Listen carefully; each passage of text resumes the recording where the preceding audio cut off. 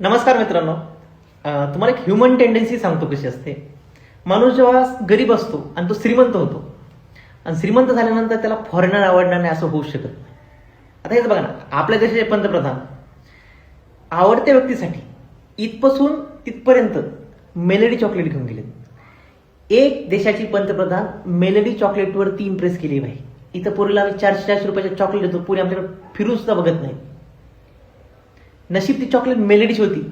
किसमिसी जर असले असते ना, का भारत देशाने म्हटले असते, एक चुम्मा तू मुझको उधार दे दे आणि बदले में पुरा देश ले ले.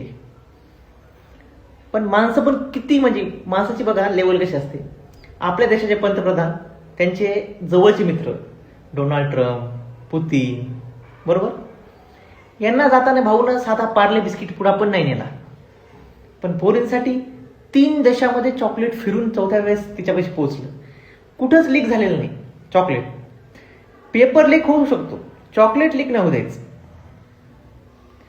आणि स्वतः आपल्या सगळ्यांना सांगितले, तुम्ही सगळे वर्क फ्रॉम होम करा, मी रोमॅन्स इन रोम करेल.